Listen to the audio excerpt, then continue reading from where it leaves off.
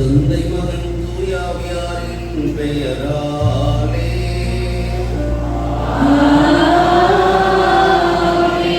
நம் ஆண்டவராகிய இயேசு கிறிஸ்துவின் அருளும் கடவுளின் அன்பும் தூயாவியாரின் நட்புறவும் உங்கள் அனைவரோடும் இருப்பதாக.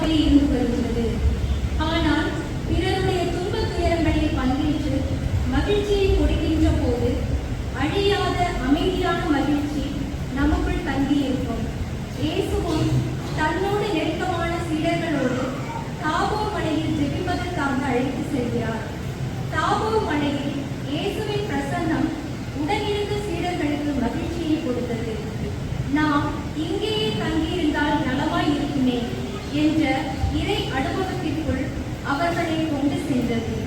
இயேசுவின் இறப்பையும் உயிர்ப்பையும் தங்களுக்குள் ஏற்றுக்கொள்ளும் நிறை அறிவை அவர்களுக்கு பின்னாளில் தரக்கூடியதாய் அமைந்தது.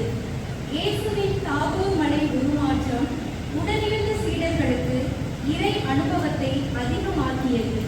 நமது மீட்புக்காக பாடுகள் ஏற்ற இயேசுவிடத்தில் நமது அன்பு அதிகமாகிட திருப்பலியில் பங்கேற்போம். இன்றைய திருப்பலியானது இன்றைய நாளை சிறப்பிக்கும் மத்தேயு அன்பிய குடும்பங்களால் இறைவனுக்கு கொடுக்கப்படுகிறது. இறைவன் இப்பகுதியில் வாழும் எல்லா குடும்பங்களுக்கும் செய்து வரும் நன்மைகளுக்கு நன்றியாகவும் தொடர்ந்து இறைவனுடைய அருளையும் ஆசிரையும் வேண்டி அனைவருக்கும் நல்ல உடல்நலம் வேண்டி குடும்பங்களில் அமைதி சமாதான மகிழ்ச்சி வேண்டி ஜெபிக்கிறார்கள். சார்லஸ் ஜோன்ஸ் குடும்பத்தார் இறைவன் செய்து வரும் நன்மைகளுக்கு நன்றியாகவும் தொடர்ந்து இறைவனுடைய அருளையும் ஆசிரையும் வேண்டி அனைவருக்கும் நல்ல உடல்நலம் வேண்டி பிள்ளைகளின் கருத்துக்கள் நிறைவேற வேண்டி பேர குழந்தை ஞானத்தில் பக்தியில் அறிவில் ஒழுக்கத்தில் சிறந்து விளங்க வேண்டி சார்லஸ் என்பவருக்கு நல்ல உடல்நலம் வேண்டி ஜெபிக்கிறார்கள். ஜெசிகா இன்று பிறந்த நாளை கொண்டாடும் வேளையிலே இறைவன் இவருக்கு செய்து வரும் நன்மைகளுக்கு நன்றியாகவும் தொடர்ந்து இறைவனுடைய அருளையும் ஆசிரையும் வேண்டி நல்ல உடல்நலம் வேண்டி ஞானத்தில் கல்வியில் அறிவில் ஒழுக்கத்தில் சிறந்து விளங்க வேண்டி ஜெபிக்கிறார்கள். ராஜசேகரன் ஜெயராணி குடும்பத்தார் இறைவன் செய்து வரும் நன்மைகளுக்கு நன்றியாகவும் அருண் ஜோஸ் என்பவரின் பிறந்த நாளான இன்று இறைவன் இவருக்கு செய்து வரும் நன்மைகளுக்கு நன்றியாகவும் தொடர்ந்து இறைவனுடைய அருளும் ஆசிரும் வேண்டி நல்ல முறைகளை படித்து அதிக மதிப்பெண்கள் பெற்று தேர்ச்சி பெற வேண்டி ஜெபிக்கிறார்கள். இந்த கருத்துக்களுக்காக இத்திருப்பலியில் நாம் அனைவரும் இணைந்து ஜெபிப்போம்.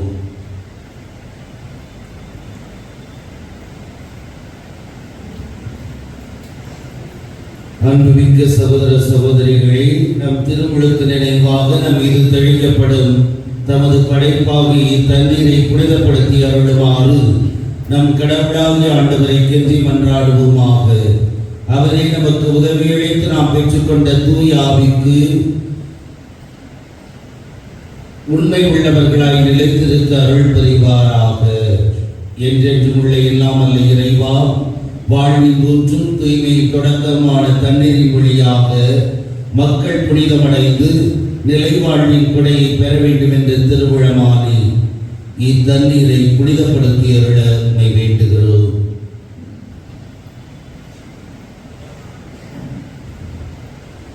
வாழ்வழிக்கும் அது அருளின் ஊற்றினை எம்மில் புதுப்பித்தருளும். இத்தண்ணீரினால் எங்கள் உள்ளத்தையும் உடலையும் தீங்கு அனைத்திலிருந்தும் காத்தருள்வீராக. இவ்வாறு நாங்கள் தூய இதயத்துடன் அணுகி வரவும் உமது மீட்பை பெற்றுக் கொள்ளவும் தகுதி பெறுவோமாக. எங்கள் ஆண்டவராகிய கிறிஸ்து வழியாக உம்மை மன்றாடுகிறோம். எல்லாம் வல்ல இறைவா, தண்ணீர் வழங்கர அதில் உப்பிட வேண்டும் என்று இறைவாக்கினர் எலிசா வழியாக கற்பித்தீர். உமது படைப்பு பொருளாகிய இந்த உப்பை பரிதிரக்கத்துடன் புனிதப்படுத்தியருள உம்மை தாழ்மையுடன் வேண்டுகிறோம். ஆண்டவரே, உப்பு கலந்த இத்தண்ணீர் தெளிக்கப்படும் இடமெல்லாம் தீயோனின் தாக்குதல் அனைத்தும் தோல்வியுறச் செய்வீராக. உம் தூய ஆவியார் உடனிருந்து எங்களை இடையராது காத்தருள்வீராக. எங்கள் ஆண்டவராகிய கிறிஸ்து வழியாக உம்மை மன்றாடுகிறோம்.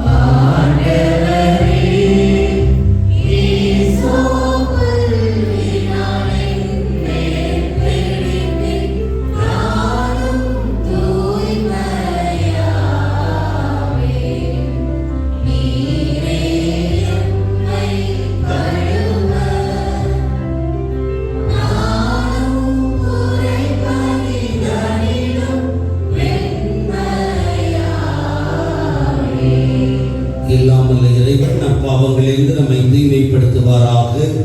இந்த நற்கருணை கொண்டாட்டத்தின் வழியாக அவர் தம்முடைய ஆட்சியின் விருந்தில் பங்கு கொள்ள நம்மை தகுதியடைய செய்தருள்வாராக.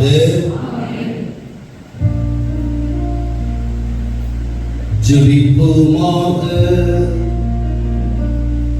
இறைவா, உம் அன்பு திருமகனுக்கு நாங்கள் செவிசாய்க்க எங்களுக்கு கட்டளையிட்டு உமது வார்த்தையினால் எங்கள் உள்ளத்திற்கு ஊட்டமளிக்க திருவிடம் கொண்டீரே. அகவழியால் நாங்கள் தூய்மையாக்கப்பட்டு உமது மாட்சியை கண்டு மகிழ்வோமாக. உம்மோடு தூய ஆவியாரின் ஒன்றிப்பில் இறைவனாய் என்றென்றும் வாழ்ந்து ஆட்சி செய்கின்ற எங்கள் ஆண்டவரும் உம் திருமகனுமாகிய கிறிஸ்து வழியாக உம்மை மன்றாடுகின்றோம்.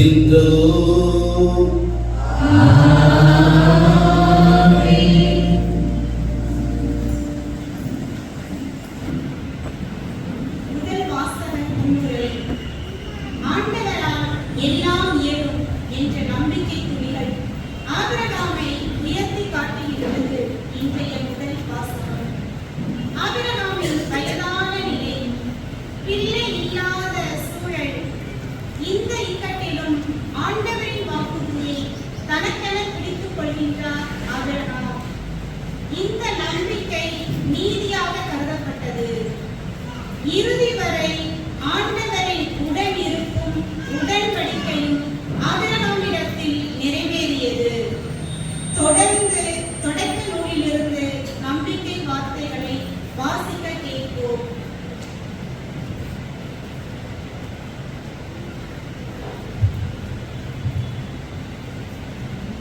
முதல் வாசகம். தொடக்க நூலிலிருந்து வாசகம். அதிகாரம் 15, இறை வசனங்கள் 5 முதல் 12 முடிய, மேலும் 17 முதல் 18 முடிய. தொடக்க நூலிலிருந்து வாசகம். அதிகாரம் 15, இறை வசனங்கள் 5 முதல் 12 முடிய, மேலும் 17 முதல் 18 முடிய. அந்நாட்களில் ஆண்டவர் ஆபிரகாமை வெளியே அழைத்து, வானத்தை நிமிர்ந்து பார், முடியுமானால் விண்மீன்களை எண்ணிப்பார், இவற்றை போலவே உன் வழிமரபினரும் இருப்பர் என்றார். ஆபிரகாம் ஆண்டவர் மீது நம்பிக்கை கொண்டார். அதை ஆண்டவர் அவருக்கு நீதியாக கருதினார். ஆண்டவர் ஆபிரகாமிடம், இந்நாட்டை உனக்கு உரிமை சொத்தாக அளிக்க உன்னை கல்தே ஊர் என்ற நகரிலிருந்து இங்கு அழைத்து வந்த ஆண்டவர் நானே என்றார். அதற்கு ஆபிரகாம், என் தலைவராகிய ஆண்டவரே, இதை நான் உரிமையாக்கிக் கொள்வேன் என்பதை எப்படி தெரிந்து கொள்வேன் என்றார்.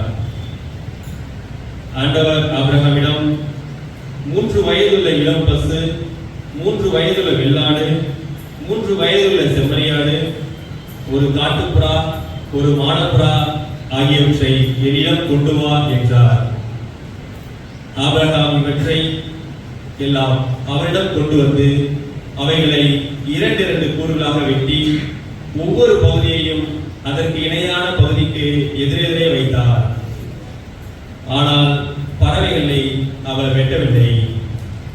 துண்டித்த உடல்களை பறவைகள் தின்ன வந்த பொழுது ஆபிரகாம் அவற்றை விரட்டிவிட்டார்.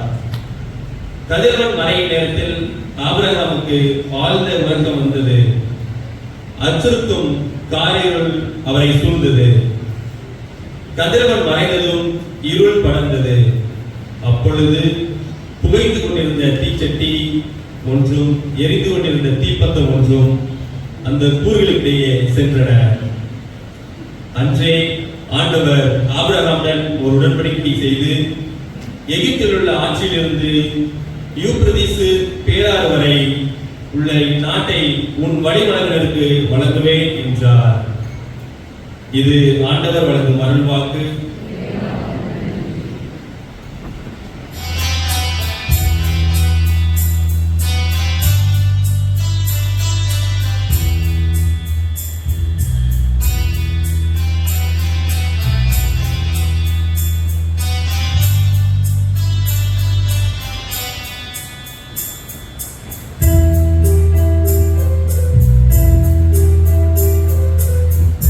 திரையாடை திரை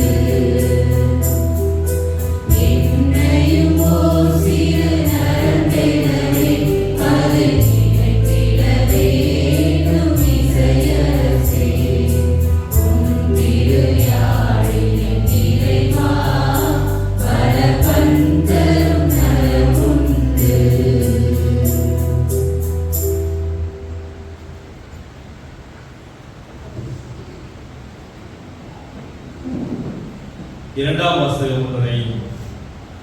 கலாத்தியருக்கு எழுதிய திருமுகத்தில் கிறிஸ்துவே என்னுள் வாழ்கிறார் என்று கூறிய பவுல் பிலிப்பியருக்கு எழுதிய திருமுகத்தில் நீங்கள் என்னை போல் வாழுங்கள் என்ற போதனைகளை தருகிறார். அது மட்டுமல்ல, தான் கண்டுகொண்டுள்ள கிறிஸ்து இயேசுவை அனைவருமே கண்டு அவர் தருகின்ற மீட்பில் பங்கு கொள்ள வேண்டும் என்பதை வாசிக்க கேட்போம்.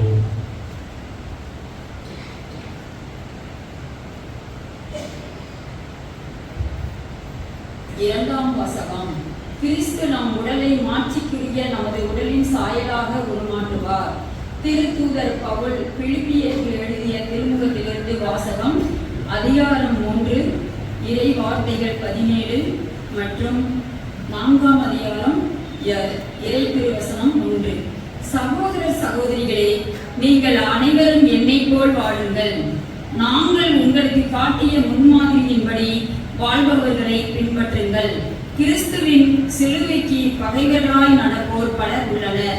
அவர்களை பற்றி மீண்டும் மீண்டும் உங்களிடம் கூறியுள்ளேன். இப்பொழுது கண்ணீரோடு சொல்கிறேன், அழிவே அவர்களின் முடிவு, வயிறே அவர்கள் தெய்வம், மானக்கேடே அவர்கள் பெருமை. அவர்கள் எண்ணுவதெல்லாம் மண்ணுலகை சார்ந்தவை பற்றியே. நமக்கோ விண்ணகமே தாய் நாடு. அங்கிருந்துதான் மீட்பராம் ஆண்டவர் இயேசு கிறிஸ்து வருவார் என காத்திருக்கிறோம். அவர் தமது ஆற்றலால் தாழ்வுக்குரிய நம் உடலை மாட்சிக்குரிய நமது உடலின் சாயலாக உருமாற்றவும் அனைத்தையும் தமக்கு பணிய வைக்கவும் வல்லவர். ஆகவே என் அன்பார்ந்த சகோதர சகோதரிகளே, என் வாஞ்சைக்குரியவர்களே, நீங்களே என் மகிழ்ச்சி, நீங்களே என் வெற்றி வாகை. அன்பர்களே, ஆண்டவரோடு உங்கள் உறவில் நிலைத்திருங்கள். இது ஆண்டவர் வழங்கும் அருள்வாக்கு.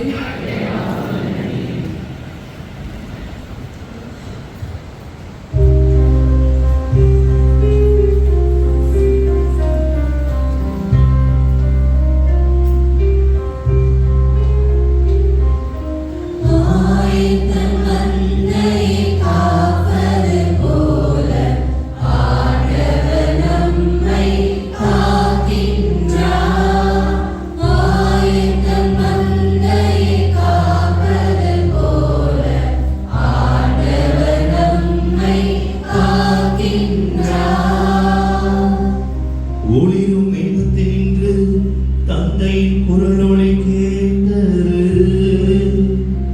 என் அன்பார்ந்த மைந்தர் இவரே, இவருக்கு செவிசாயுங்கள்.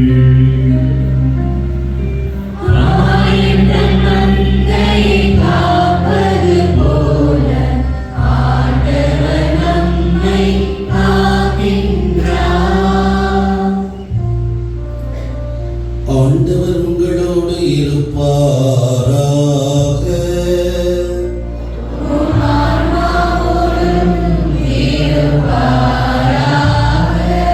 லூக்கா எழுதிய தூய நற்செய்தியிலிருந்து வாசகம்.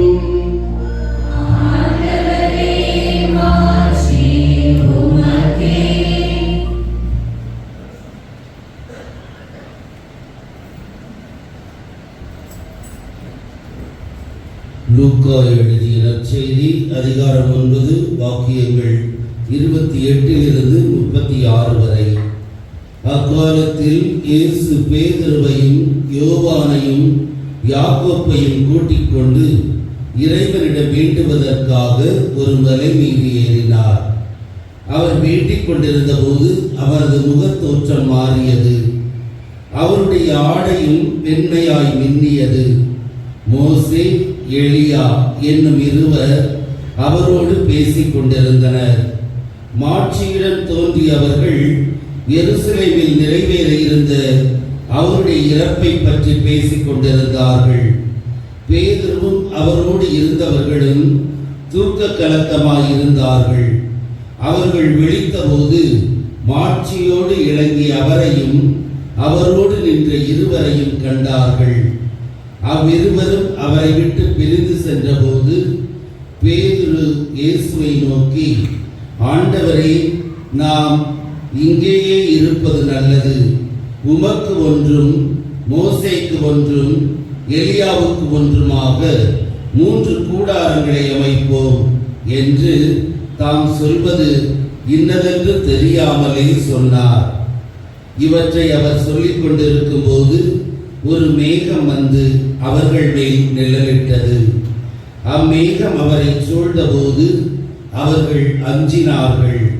அந்த மேகத்தினின்று, இவரே என் மைந்தர், நான் தேர்ந்து கொண்டவர் இவரே, இவருக்கு செவி சாயுங்கள் என்று ஒரு குரல் ஒலித்தது.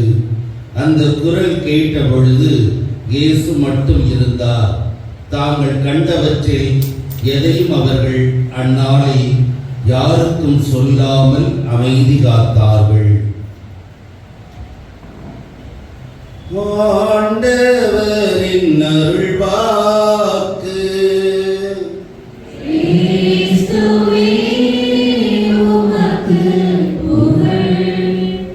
கிறிஸ்து இயேசுவில் பிரியமான சகோதர சகோதரிகளே, விவசாயி ஒருவன் கிணறு வெட்ட ஆசைப்படுகிறார். எனவே மற்றவர்களிடம் அதை பற்றி விசாரித்த பொழுது 20 அடிக்குள் உனக்கு தண்ணீர் கிடைத்துவிடும், ஆரம்பி என்று அவரை உற்சாகப்படுத்துகிறார்கள். தன்னிடம் இருந்த பணத்தை வைத்து கிணறு வெட்ட ஆரம்பிக்கிறார். 20 அடி சென்றது, தண்ணீர் வரவில்லை. இப்பொழுது மேலும் 10 அடியில் சென்றால் தண்ணீர் வரும் என்று சொன்ன நிலையிலே தன்னுடைய வீட்டையும் நகைகளையும் விற்று மீண்டும் தோண்ட ஆரம்பிக்கிறார். 30 அடி சென்ற நிலையிலும் தண்ணீர் வரவில்லை. இப்பொழுது கடன் வாங்குகிறார். தொடர்ந்து தண்ணீர் வராத நிலையிலே தான் கடனாளியாக இருப்பதை உணர்ந்தவர் ஒரு நாள் மன விரக்திக்கு சென்ற நிலையிலே வீட்டில் இருந்த பூச்சி மருந்தை குடித்துவிட்டு தான் தோண்டிக் கொண்டிருக்கக்கூடிய அந்த கிணற்றின் உள்ளே சென்று புலம்பிக் கொண்டு தன்னுடைய தலையை வெட்டப்பட்ட கிணத்தின் சுவற்றிலே வைத்து, உனக்காக எல்லாவற்றையும் இழந்து இப்பொழுது கடனாளியாக நான் நின்று கொண்டிருக்கிறேன் என்று சொல்லி முட்டி மோதி அழுது கொண்டிருக்கும் நிலை, ஒரு கல் பெயர்ந்து விட அதிலிருந்து தண்ணீர் வர ஆரம்பிக்கிறது. ஊற்று நல்ல ஊற்று என்பதை புரிந்து கொண்ட அவன் இப்பொழுது பூச்சி மருந்து அருந்திருப்பதை உணர்ந்தவனாய் அருகில் இருந்தவர்களிடம் தான் பூச்சி மருந்து உண்டு விட்டதாக கடனுடைய நிலையை நினைத்து வருத்தப்பட்டு விரக்தியில் பூச்சி மருந்தை குடித்து விட்டேன் என்று சொல்லி மற்றவர்களை உதவிக்கு அழைத்து அவரை மருத்துவமனைக்கு கொண்டு செல்லும் வேளையிலே இடையிலேயே அவர் இறக்கக்கூடிய ஒரு நிலை. இன்றைய வாசகங்கள் அனைத்தும் மனவிரக்தியினால் நாம் செய்யக்கூடிய பாவங்களை வெளிப்படுத்தி இவைகளிலிருந்து நாம் விடுபட என்ன செய்ய வேண்டும் என்பதை நமக்கு கொடுக்கக்கூடிய செய்தியாக இன்றைய வழிபாடு அமைந்திருக்கிறது. மனவிரக்தி என்பது கவலையின் உச்சக்கட்டம். அதற்கு மேல் நம்மால் ஒன்றும் செய்ய முடியாது என்ற மனநிலைக்கு வரக்கூடிய ஒரு நிலை. இந்த மனவிரக்தியானது நம்மை கடைசியாக சாவுக்கு மட்டுமே கொண்டு செல்லக்கூடியதாக இருக்கும் நிலையில் அதையும் மீறி நாம் எப்படி வாழ வேண்டும் என்பதைத்தான் இன்றைய 3 வாசகங்களும் நமக்கு வெளிப்படுத்துகின்றன. கொடுக்கப்பட்ட முதல் வாசகத்திலே அபிரகாம் பற்றி நமக்கு கொடுக்கப்பட்டிருக்கிறது. ஆண்டவர் அபிரகாமுக்கு 3 விதமான வாக்குறுதிகளை கொடுக்கிறார்.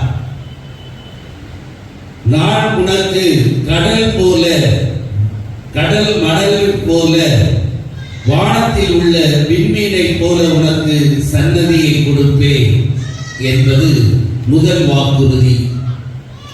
இரண்டாவது, உன்னை சொந்த நாட்டிற்கு கானான் நாட்டிற்கு கொண்டு செல்வேன் என்பது இரண்டாவது வாக்குறுதி.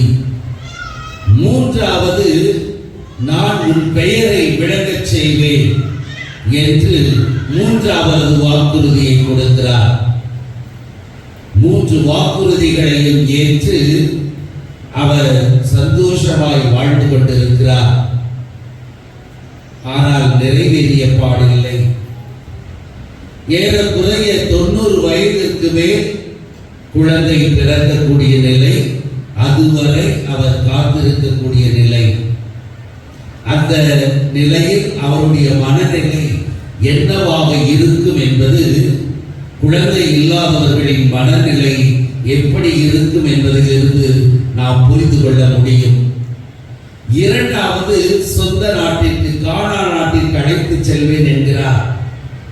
ஆனால் ஆபிரகாம் இறந்து 600 ஆண்டுகளுக்கு பிறகுதான் இஸ்ராயேல் மக்கள் சொந்த நாட்டிற்கு போனார்கள். அதையும் அவர் காணாமல் எந்த நிலையில் இருந்திருப்பார்? ஆண்டவர் சொன்னது தனக்கு கிடைக்கவில்லையே என்ற ஏக்கம், கவலை எப்படியெல்லாம் அவருக்கு இருந்திருக்கும் என்பதை யோசித்து பார்க்க அழைப்பு விடுக்கிறது. மூன்றாவது, உன் பெயரை விளங்கச் செய்வேன் என்கிறார். அதுவும் விசுவாசத்தின் தந்தை என்பது இறுதியாகத்தான் அவருக்கு கொடுக்கப்படுகிறது. முதலாவதாக உனக்கு கொடுக்கப்படும் மகன் என்று சொல்லி 90 வயதிற்கு மேல் குழந்தை பெற்றெடுத்த நிலையிலும் மீண்டும் அந்த குழந்தை எனக்கு பலியாக கொடுக்க வேண்டும் என்று சொன்னபோது அவருடைய மனநிலை என்னவாக இருந்திருக்கும்? ஆக இவைகளெல்லாம் மனவிரக்திக்கு கொண்டு செல்லக்கூடிய நிலைகளாக ஆபிரகாமுக்கு இருந்த நிலையிலும், அவர் என்னை அழைத்த ஆண்டவர் நம்பிக்கைக்குரியவர், சொன்னதை செய்து முடிப்பார் என்ற கடவுள் நம்பிக்கையில் ஊன்றி இருந்ததால் எப்படிப்பட்ட மனவிரக்தியையும் அவர் தாங்கிச் செல்ல முடிந்தது, தாண்டி செல்ல முடிந்தது. 3 வாக்குறுதிகளையும் அவரால் பெற முடிந்தது. மகன் கிடைத்தான், பலியாக்க வேண்டும் என்று சொன்னார், பலியாக்க தயாரானார். ஆனால் மீண்டும் மகனை கொடுத்தார். அதுபோல கானான் நாட்டிற்கு அவருடைய கனவு மற்றவர்கள் வழியாக போய் சேர்ந்து சந்தோஷமாக வாழக்கூடிய நிலையும் ஏற்பட்டது. மூன்றாவதாக, அவர் கடவுள் மேல் கொண்டிருந்த அந்த நம்பிக்கை, செவி கொடுத்து ஆண்டவருடைய குரலுக்கு செவி மடுத்து நம்பிக்கையோடு இருந்த நிலை, விசுவாசத்தின் தந்தை என்று இன்று வரை அவருடைய பெயர் விளங்கிக் கொண்டிருக்கிறது. ஆக ஆண்டவர் மேல் கொண்டிருக்கும் நம்பிக்கை எப்படிப்பட்ட மனதிருப்தியையும் நம் அடித்து செல்லும், அழித்து விடும் என்பதற்கு ஆபிரகாம் எடுத்துக்காட்டாக இருக்கிறார். இரண்டாவது, நாம் எதிர்பார்த்தது கிடைக்காத போது மனவிரக்தி ஏற்படும். இதுதான் ஆபிரகாமின் மனநிலை. ஆனால் அதிலிருந்து அவர் தன்னையே காப்பாற்றிக் கொள்கிறார், இறைவன் மேல் கொண்ட நம்பிக்கையால். இரண்டாவது, எப்பொழுது நமக்கு மனவிரக்தி வரும் என்றால், செல்லும் பாதையில், நாம் பயணிக்கும் பாதையில் தெளிவு இல்லாத போது இந்த மனவிரக்தி ஏற்படும். ஆண்டவர் இயேசு இதற்கு சிறந்த எடுத்துக்காட்டு. இன்றைய நற்செய்தி அதற்கு சிறந்த எடுத்துக்காட்டு. ஆண்டவர் இயேசு உலகிற்கு வந்து தன்னுடைய போதனையால், புதுமைகளால் மக்களை திருத்தி விடலாம் என்று நினைத்து வருகிறார். ஆனால் புதுமைகளையும் போதனைகளையும் கேட்டு மனம் மாறாத நிலை. இந்த சூழ்நிலையில் தான் பாடுகளின் வழியாக மட்டுமே இவர்களுக்கு வீட்டை வாங்கி தர முடியும் என்று தன்னுடைய செல்லக்கூடிய பாதையிலே தெளிவாக இருந்தார். பாடுகள் எப்படியெல்லாம் இருக்கும் என்பது இறைவனால், தந்தையால் அவருக்கு உணர்த்தப்பட்டது. எனவே செல்லக்கூடிய பாதை எல்லாமே துன்பம் நிறைந்தது என்பதை உணர்ந்தவராய், தன்னுடைய பாடுகளை பற்றி தன்னோடு இருக்கும் சீடர்களுக்கு சொன்ன போதெல்லாம், 3 முறை அறிவித்த போதெல்லாம் அவர்கள் அதை ஏற்று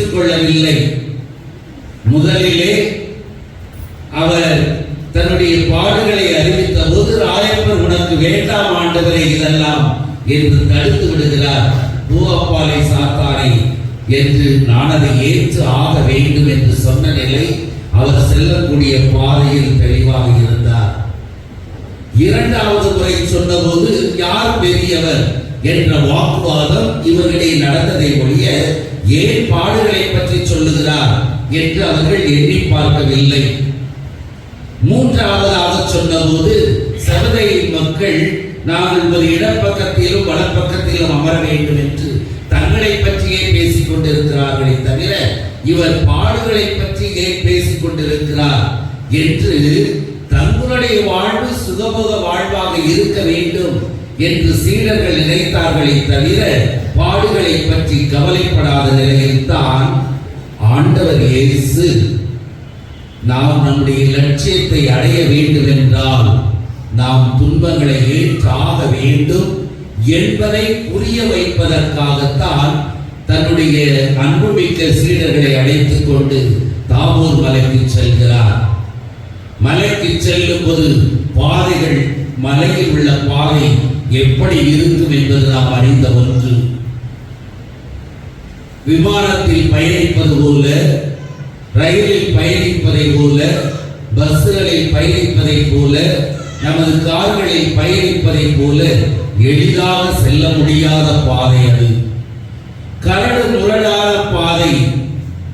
இந்த பாதையின் வழியாக அவர்களை கூட்டிச் செல்கிறார். கூட்டிச் செல்லும் போது அவர்களுக்கு கஷ்டம் இருந்திருக்கலாம். அந்த கஷ்டத்தையும் தாங்கிக் கொண்டு அவரோடு பின் செல்ல வேண்டிய நிலை. சென்றவர் இறுதியாக மலை உச்சிக்கு சென்றதும் தோற்ற மாற்றம் அடைகிறார். விண்ணகத்தில் இப்படிப்பட்ட மாற்றிதான் இருக்கும். எனவே அந்த தோற்ற மாற்றத்தின் சூழ்நிலைகளை பார்த்த ராயப்பர், ஆண்டவரை நாம் இங்கே இருந்து விடலாமே என்று சொல்லும் போதுதான் இந்த நிலையை அடைய இந்த கிறிஸ்தவ வாழ்வு பயணத்திலே இப்படிப்பட்ட இடர்கள் எல்லாம் வரும். கரடு முரடு, பள்ளம் மேடு, முட்கள் என்று பல நிலைகளை கடந்து வர வேண்டும். அதுபோலதான் கிறிஸ்தவ வாழ்விலும் என்னுடைய வார்த்தைகளை பின்பற்றும் பொழுது விமர்சனங்கள், தேவையற்ற பேச்சுக்கள், இழுக்கான பேச்சுக்கள், இன்னும் பல்வேறு விதமான விமர்சனங்கள் இவைகளெல்லாம் வந்தாலும் அதையும் தாண்டி எனக்காக பாடுகள் படும்போது மட்டுமே இந்த மாட்சியை அடைய முடியும். எனவே செல்லக்கூடிய பாதையில் தெளிவு இருக்கும் போது அதை நாம் ஏற்றுக்கொள்ளும் போது மன விரக்திக்கு இடமில்லாமல் போய்விடும் என்பதை தன்னுடைய வாழ்வால் எடுத்துக்காட்டும் இயேசு நம்முடைய கிறிஸ்தவ வாழ்விலும் ஏற்படக்கூடிய துன்பங்களை தாங்கக்கூடிய சக்தி வேண்டும். இறைவனோடு இருக்கக்கூடிய பேரினை பெற வேண்டும் என்றால் அதற்கு உலகிலே கடினப்பட்ட அவருடைய வாழ்வை வாழ்த்தாக வேண்டும் என்ற செய்தி நமக்கு கொடுக்கப்பட்டு, எனவே செல்லும் பாதையில் உங்களுடைய வாழ்விலும் தெளிவுகள் இருக்கும் போது மனவிரக்திக்கு இடமில்லை என்று நற்செய்தி வழியாக குறிப்பிடுகிறார். இன்று வாசிக்கப்பட்ட இரண்டாவது வாசகத்திலே வேதகலாவலை நடந்து கொண்டிருக்கிறது. மக்கள் எல்லாம் தங்களுடைய விசுவாசத்தை இழந்து கொண்டிருக்கிறார்கள். இறைவன் மீது கொண்ட நம்பிக்கையால் அவர்களுக்கு துன்பங்கள் கொடுக்கப்படுகின்றன. அந்த துன்பங்களை நீங்கள் தாங்கி அதை ஏற்றுக்கொள்ளும் பொழுது உங்களுக்கு வாழ்வு வரும். அதை தாங்க முடியாது என்று துன்பங்களை மீண்டும் மீண்டும் நினைக்கும் போது மனவிரக்தி ஏற்படும்.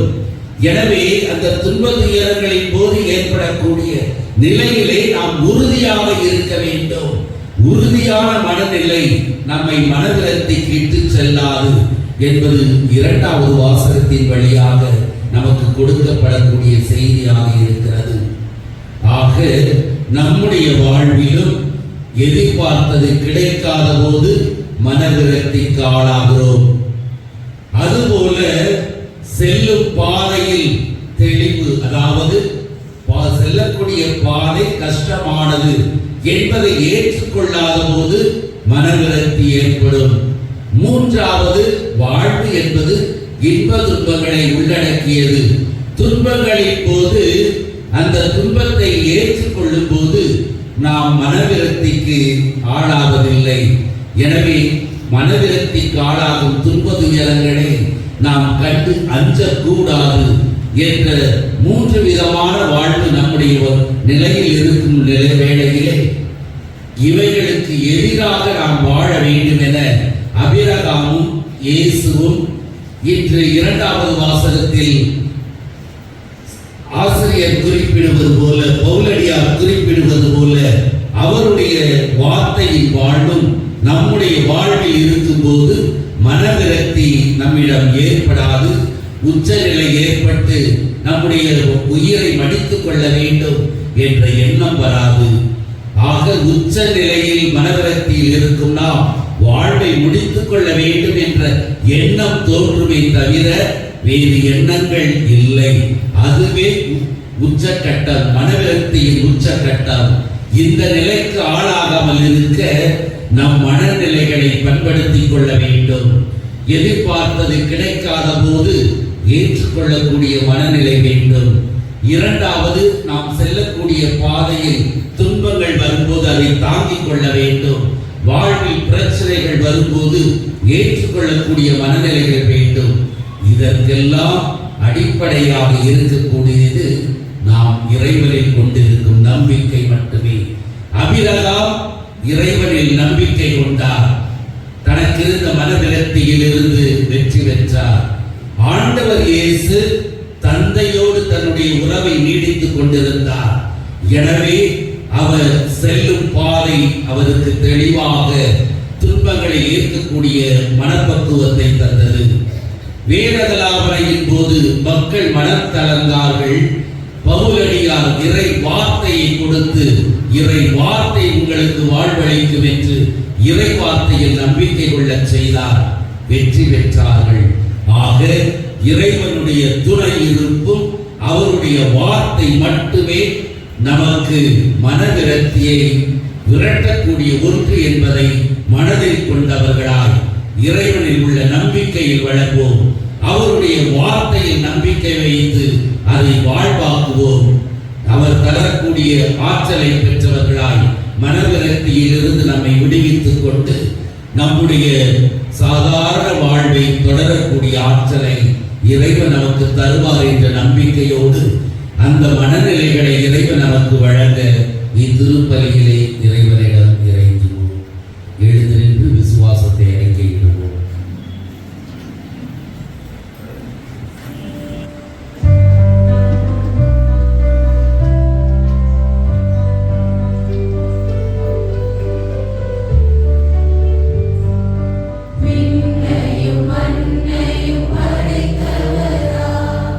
கடவுள் ஒருவர் இருக்கின்றார், தந்தை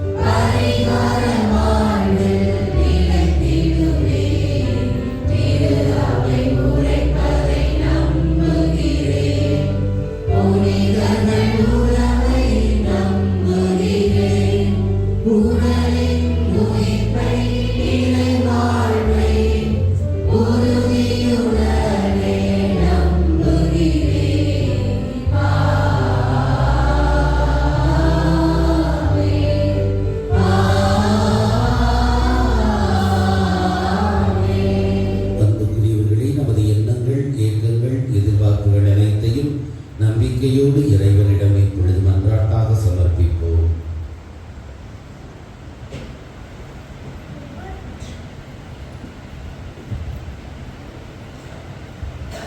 ஒவ்வொரு நாளிலும் ஒவ்வொரு நொடியும் பாதுகாத்து வழிநடத்துகின்ற அன்பு இறைவா, இறைவார்த்தையின் பகிர்வில் தங்களை கரைத்துக் கொண்ட திருவரை தலைவர்களுக்காக மன்றாடுகிறோம்.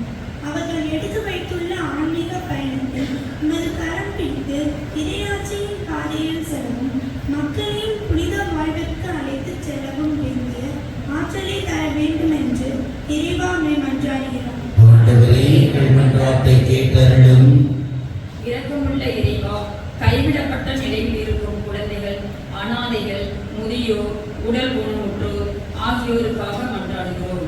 அவர்கள் உமது அன்பின் நிழலில் இளைப்பாரி மகிழ்ச்சியை பெற்றுக்கொள்ள வேண்டும் என்று மன்றாடுகிறோம். நாங்கள் அனைவரும் மனிதநேய மிக்கவர்களாக அவர்களுக்கு துணை நின்று எங்களால் இயன்ற உதவியை செய்ய வேண்டிய நல்ல மனதை தர வேண்டும் என்று இறைவா உம்மை மன்றாடுகிறோம். ஆண்டவரே, எங்கள் மன்றாட்டை கேட்டருளும். அருள்வழங்கும் நாயகனே இறைவா, உலகமெங்கும் உள்ள கிறிஸ்தவர்கள் அனைவரும் தூய ஆவியானவரின் கனிகளான அன்பு, மகிழ்ச்சி, அமைதி, பொறுமை, பரிவு, நன்னயம், நம்பிக்கை, கனிவு, தன்னடக்கம் என்னும் பண்புகளால் அணி செய்து இறை மதிப்பீடுகளை உலகிற்கு வெளிப்படுத்திட இறை ஆற்றலை தாரும். அனைவரும் நற்செய்தி அறிவிக்க வேண்டிய கடமை உணர்வோடு வாழ்ந்திட தேவையான அருளை தர வேண்டும் என்று இறைவா உண்மை மன்றாடுகிறோம். ஆண்டவரே, எங்கள் மன்றாட்டை கேட்டருளும். ஞானம் தரும் இறைவா, தேர்வுக்காக படிக்கின்ற பிள்ளைகள் அனைவரையும் ஆசீர்வதியும். அவர்களுக்கு நல்ல அறிவு திறனை அளித்தரும். அவர்கள் கவனம் சிதறாமல் நன்றாக படிக்கவும், படித்த பாடங்களை மனதில் கொண்டு நல்ல முறையில் தேர்வுகளை எழுதவும், தொடர்ந்து அவர்கள் நல்லதொரு எதிர்காலத்தை நோக்கி பயணிக்கவும் வேண்டிய ஞானத்தை அருள வேண்டும் என்று இறைவா உம்மை கெஞ்சி மன்றாடுகிறோம். ஆண்டவரே, எங்கள் மன்றாட்டை கேட்டருளும். தந்தையின் விருப்பத்தை நிறைவேற்றவே நான் இவ்வுலகிற்கு வந்தேன் என்று உரைத்த எம் இறைவா, மாட்சிமை நிறைந்த நீர் எளிமையாய் பணிவாய் பணியாற்றினீர். தந்தைக்கு பெருமை சேர்த்தீர், உமக்கு நன்றி. நாங்களும் உம்மை போல தந்தையின் விருப்பத்தையே நிறைவேற்றவும் இறை திருவுளத்திற்கு முற்றிலும் பணிந்து நடக்கவும் அருளை தர வேண்டும் என்று இறைவா உம்மை மன்றாடுகிறோம். ஆண்டவரே, எங்கள் மன்றாட்டை கேட்டருளும். நம் ஒவ்வொருவரின் தனிப்பட்ட தேவைகளுக்காக மௌனமாக ஜெபிப்போம்.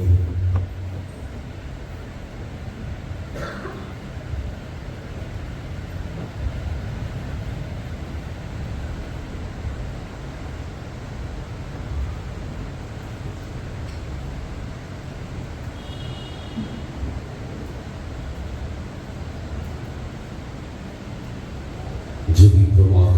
எங்களை படைத்து காத்து வரும் இறைவா, நீர் நமக்கு செய்து வரும் எல்லா நன்மைகளுக்காகவும் நன்றி கூறுகிறோம். தொடர்ந்து மத அருளையும் ஆசையையும் இங்கு இருக்கும் ஒவ்வொருவருக்கும் நீர் பொழிவதோடு தனிப்பட்ட முறையிலும் குடும்பமாகவும் இணைந்து நம்பிக்கையோடு விடம் சமர்ப்பித்திருக்கும் ஒவ்வொரு மன்றாட்டுக்களையும் நீர் ஏற்றருள வேண்டும் என்று எங்கள் ஆண்டவராகிய கிறிஸ்து வழியாக உம்மை கெஞ்சி மன்றாடுகிறோம்.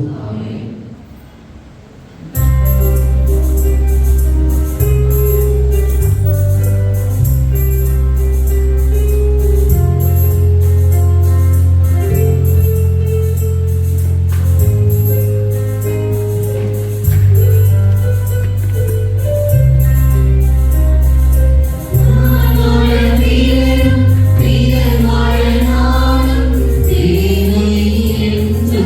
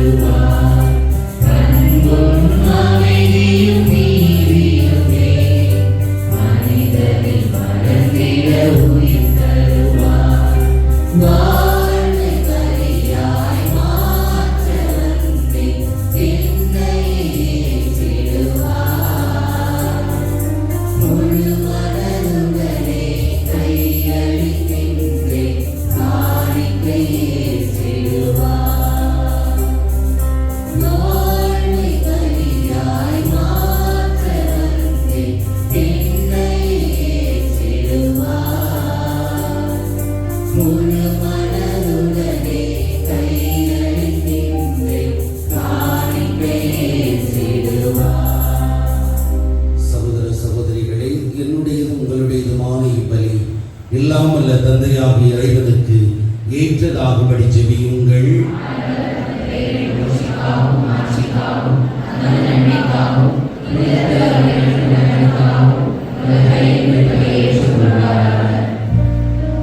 ஆண்டவரே, இப்பலிப்பொருள் எங்கள் பாவங்களை கழுவி போக்க உம்மை வேண்டுகின்றோம். பாஸ்கா விழாவை கொண்டாடுவதற்கு உம்மீது நம்பிக்கை கொண்டோரின் உடல்களையும் மனங்களையும் அது புனிதப்படுத்துவதாக எங்கள் ஆண்டவராகிய கிறிஸ்து வழியாக உம்மை மன்றாடுகின்றோம்.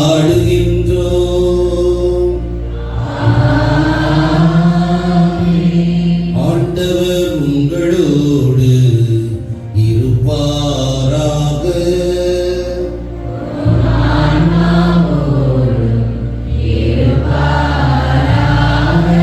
இதயங்களை மேலே எழுப்புங்கள்.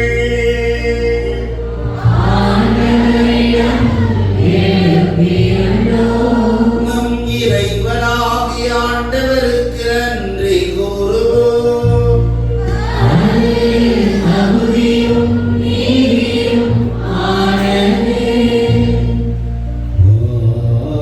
ஆண்டவரே,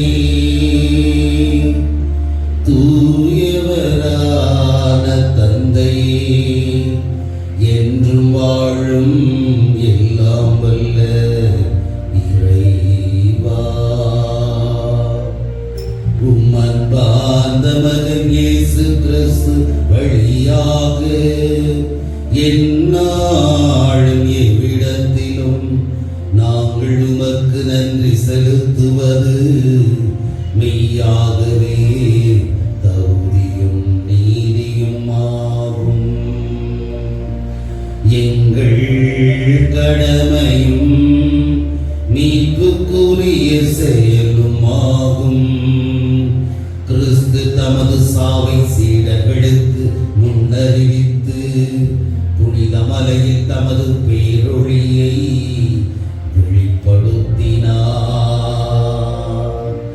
அதனால் சட்டமும் இறைவாக்குகளும் சான்று பகர்ந்தவாறு தம் பாடுகள் வழியாகவே உயிர்ப்பின் மாட்சிக்கு நாம் வந்து சேர வேண்டும் என்பதை அவர் விளங்கச் செய்தார். ஆகவே ஆற்றல் மிகுந்த விண்ணவரோடு சேர்ந்து நாங்களும் இம்மண்ணுலகில் இடையராதுமது ஆட்சியை கொண்டாடி முடிவின்றி ஆர்ப்பரித்து பாடுவதாவது.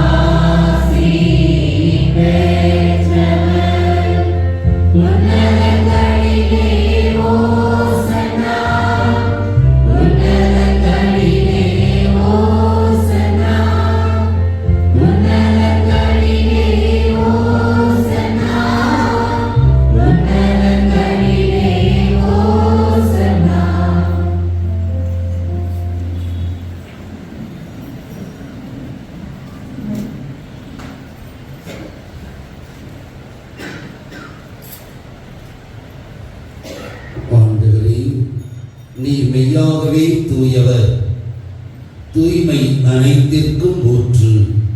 ஆகவே உம்முடைய தூய ஆவியை பொழிந்து இக்காணிக்கைகளை தூய்மைப்படுத்த உம்மை வேண்டுகிறோம்.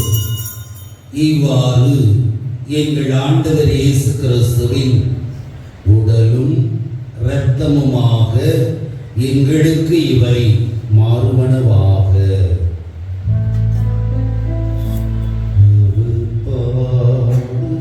உளங்கணிந்து தம்மை கையளித்த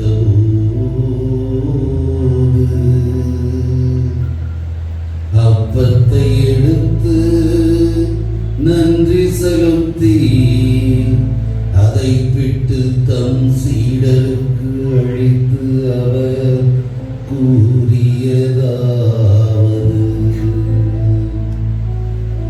அனைவரும் இதிலிருந்து பெற்று மகிழுங்கள். ஏனெனில் இது உங்களுக்காக கையளிக்கப்படும் என் உடல், உங்களுக்காக கையளிக்கப்படும் என் உடல்.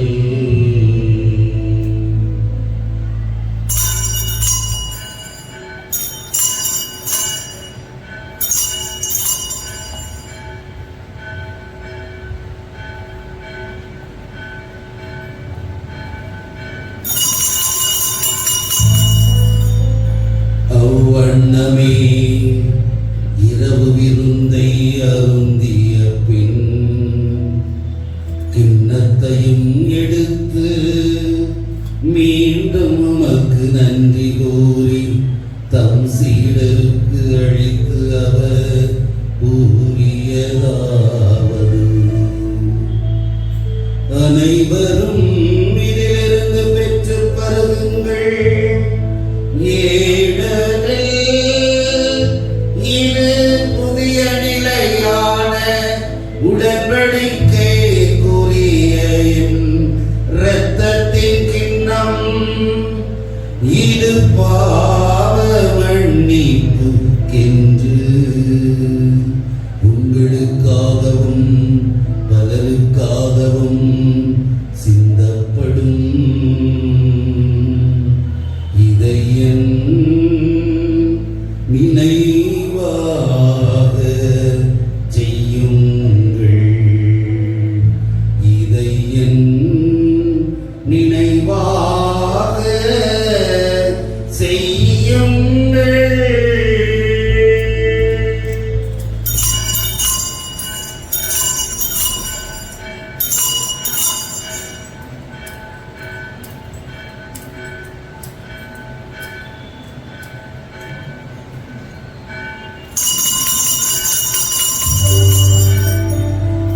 நம்பிக்கையின் மறைபொருள்.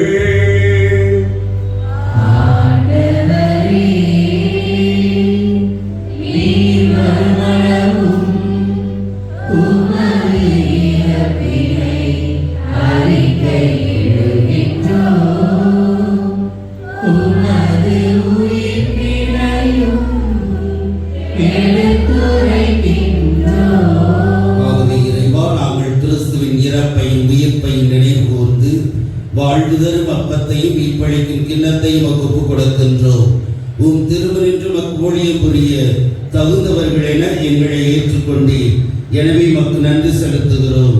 மேலும் கிறிஸ்துவின் உடலிலும் இரத்தத்திலும் பங்கு கொள்ளும் எங்களை தூய ஆவியார் ஒன்று சேர்க்க வேண்டும் என உம்மை தாழ்மையுடன் மன்றாடுகிறோம். ஆண்டவரே, உலகெங்கும் பரவி இருக்கும் அதை திரு அவை நினைவு கூர்ந்தருளும். எங்கள் திருத்தந்தை பிரான்சிஸ், எங்கள் மறை மாவட்ட பரிபாலகர் பாளையாயர் ஆண்டனி சாமி, எல்லா திருநிலையினராகிய அனைவரோடும் மது திரு அவை அன்பில் நிறைவேறச் செய்தருளும்.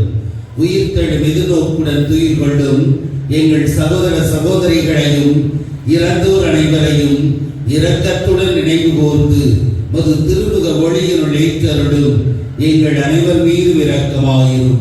கடவுளின் கன்னித்தாயான புனித மரியா, அவருடைய கணவரான புனித யோசேப்பு, புனித திருத்தூதர்கள், இவ்வுலகில் உகந்தவராயிருந்தோர் ஆகிய புனிதர் அனைவருடனும் நாங்கள் நிலைவாழ்வில் பங்கு கொள்ளும் தகுதி பெற்று உம் திருமகன் இயேசு கிறிஸ்து வழியாக உம்மை புகழ்ந்தேத்து மரமருள உம்மை மன்றாடுகிறோம்.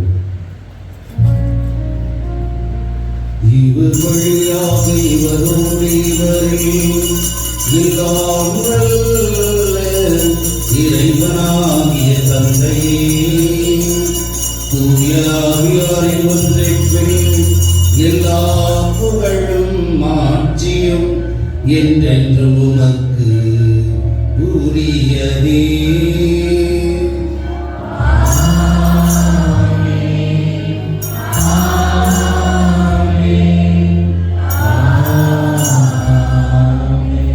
மீட்பரின் கட்டளையால் கற்பிக்கப்பட்டு இறைபடிப்பினையால் பயிற்சி பெற்ற நாம் துணிந்து பாடுவோம்.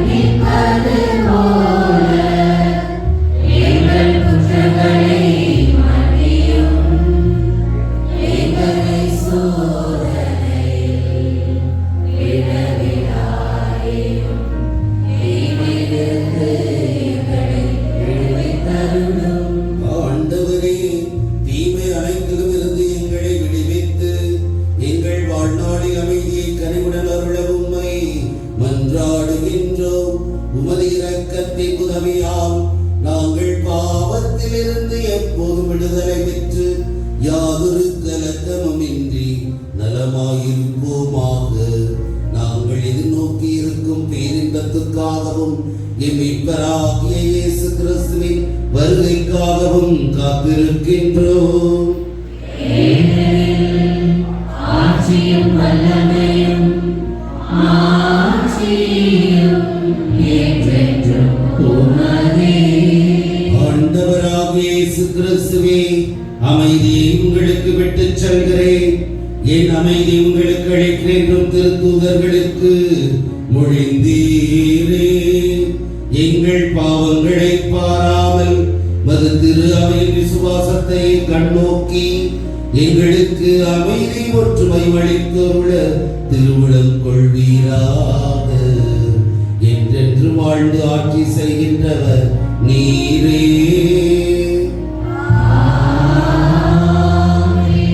ஆண்டவருடைய அமைதி உங்கள் அனைவரோடும் இருப்பதாக.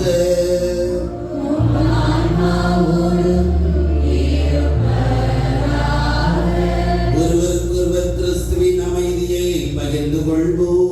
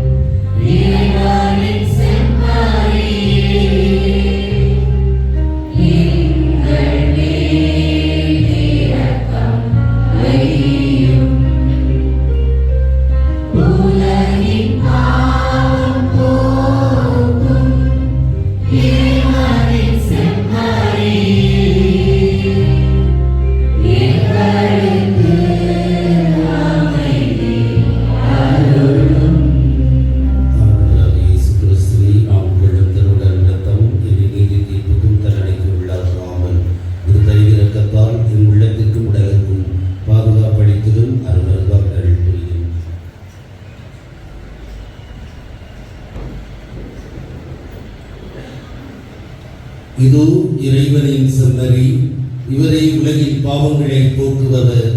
செம்மறியின் விருந்துக்கு அழைக்க பெற்ற நாம் அனைவரும் பேர் பெற்றோர்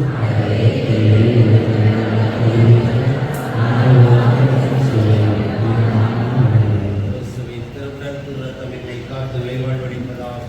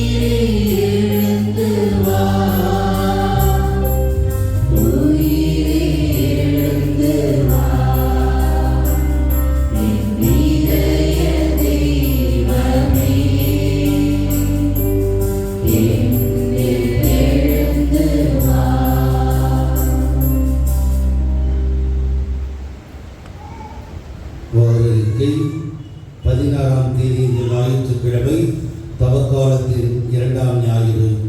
17ஆம் தேதி திங்கட்கிழமை புனித பேட்ரிக் நினைவு நாள். 18ஆம் தேதி செவ்வாய்க்கிழமை எருசலேம் நகர் புனித சிறுல் நினைவு நாள். 19ஆம் தேதி புதன்கிழமை புனித யோசேப்பு கன்னிமரியாளின் கணவர் பெருவிழா. 23ஆம் தேதி ஞாயிற்றுக்கிழமை தவக்காலத்தின் 3ஆம் ஞாயிறு. வார நாட்களில் எல்லா நாட்களிலும் மாலையில் திருப்பலி நடைபெறும். வெள்ளிக்கிழமை மாலை திருச்சிலுவை பாதையும் தொடர்ந்து திருப்பலியும் நடைபெறும். வரும் ஞாயிறு திருப்பலியை சிறப்பு செய்வோர் புனித யோசேப்பு அன்பியத்தார். இந்த வாரம் திருச்சிலுவை பாதை வழிநடத்துவோர் ஜெபமாலை அன்னை அன்பியம், சகாய அன்னை அன்பியம் அவர்களோடு இணைந்து மொத்தம் 4 அன்பியங்கள் அங்கு தகவல் பலகையில் போடப்பட்டிருக்கும். எனவே அவர்கள் புதன்கிழமைக்குள் தங்களுடைய பிரதிகளை பெற்று வாசித்து பயிற்சி எடுத்து வந்து வாசிக்க உங்களை அன்போடு கேட்டுக்கொள்கிறேன். அன்புக்குரியவர்களே, ஏற்கனவே அறிவித்தது போல இன்று மாலை சரியாக 5 மணிக்கு நம்முடைய குழந்தை இயேசு ஆலயத்திலே செக் போஸ்டில் இருந்து நாம் ஜெபமாலை ஜெபித்து திருப்பயணிகளாக நம்முடைய குழந்தை இயேசு ஆலயத்திற்கு சென்று அங்கு சிலுவை பாதையும் தொடர்ந்து திருப்பலியும் நடத்தவிருக்கிறோம். எனவே இத்திருப்பயணத்தில் சரியான நேரத்தில் கலந்து கொள்ள உங்களை அன்போடு கேட்டுக்கொள்கிறேன். 29ஆம் தேதி வெளியூர் திருயாத்திரையாளர் செலவிருக்கிறோம். அதை பற்றிய இடங்கள் தகவல் பலகையில் போடப்பட்டிருக்கிறது. எனவே அதனுடைய கட்டணமாக 800 என நிர்ணயிக்கப்பட்டிருக்கிறது. பெயரை கொடுப்பவர்கள் இந்த வாரம் சனிக்கிழமைக்குள் பெயர்களை கொடுத்து உதவ அன்போடு கேட்டுக்கொள்கிறேன். வரும்போது உங்களுடைய கட்டணத்தோடு வந்து கட்டினால் ஈஸியாக இருக்கும். ஏன்னா நிறைய பேர் கொடுத்துட்டாங்க, இன்னும் கொஞ்சம் பேர் தான் தேவைப்படுது. எனவே விரைவில் கொடுத்து உதவ அன்போடு கேட்டுக்கொள்கிறேன். அதுபோல கணக்கெடுப்பை பற்றிய செய்தி உங்களுக்கு அன்பிய பொறுப்பாளர்களால் கொடுக்கப்பட்டிருக்கும். நேற்றோடு அதனுடைய தேதியானது முடிவடைந்திருக்கிறது. எனவே அன்பிய பொறுப்பாளர்கள் தன்னுடைய அன்பிய குடும்பங்களில் அனைத்து பிரதிகளையும் பெற்று பங்கு தந்தையிடம் ஒப்படைக்க ஜெபிப்போமாக. ஆண்டவனே, உலகில் வாழும் நாங்கள் ஏற்கனவே விண்ணுலக வாழ்வில் பங்கு பெற அருள் கூர்ந்தீர். மாட்சிக்குரிய மறை நிகழ்வுகளை பெற்றுக்கொண்ட நாங்கள் உமக்கு செலுத்தும் நிறை நன்றியை ஏற்றுக்கொள்வீர்களாக. எங்கள் ஆண்டவராகிய கிறிஸ்து வழியாக உம்மை மன்றாடுகின்றோம். ஆண்டவர் உங்களோடு இருப்பாராக.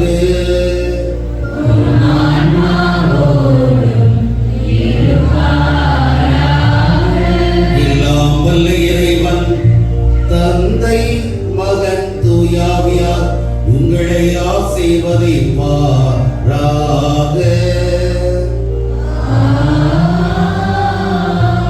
சென்று வாருங்கள், திருப்பலி நிறைவேறிற்று.